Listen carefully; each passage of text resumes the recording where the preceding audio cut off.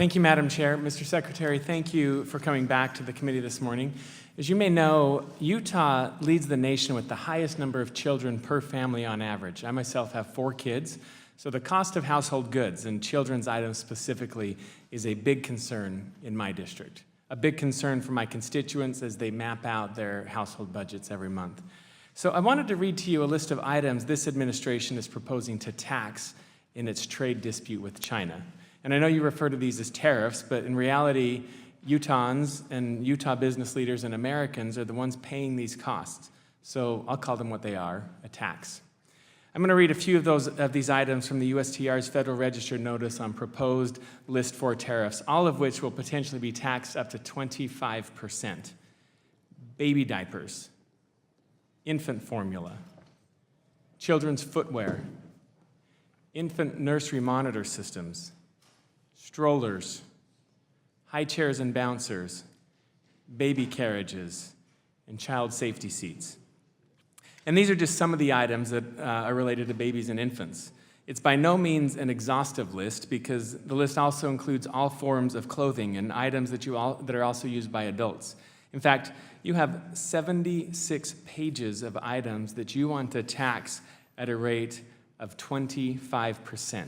That's these items right here in the Federal Register.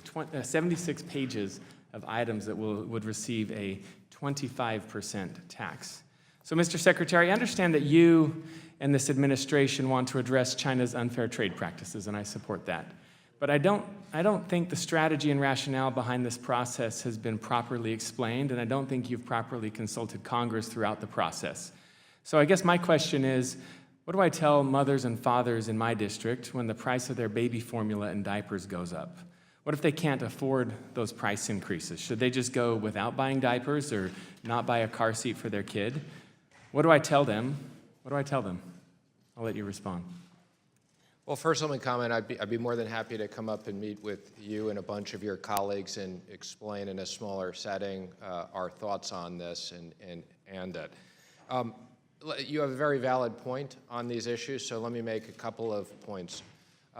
First of all, these are proposed tariffs. They are not in place.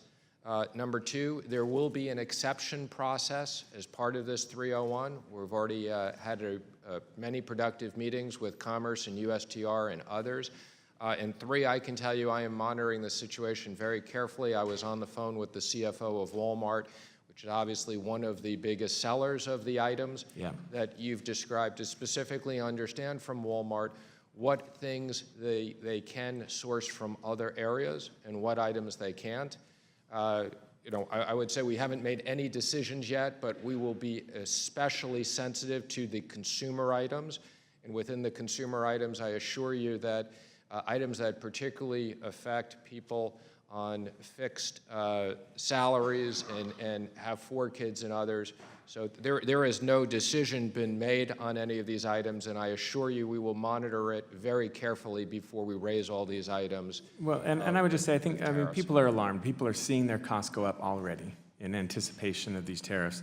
Has the administration set up the exclusion process that you referred to for round 3 on the China tariffs?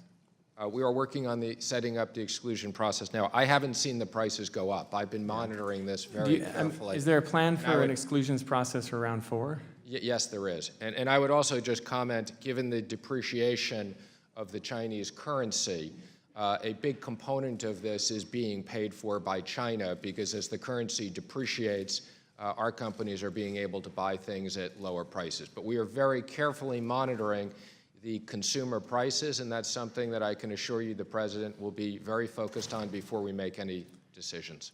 Well, I just want to make sure, I want my constituents to not be taxed, to not feel this pain in their monthly budgets as they're trying to balance budgets, put food on the table, provide for their kids and their children's safety. When can we expect any future announcement on the exclusion process? Well, I think you know the process of round 4, there won't be any decision probably for another 30 or 45 days. And we will have an exclusion process built and ready if the President decides to go forward with that.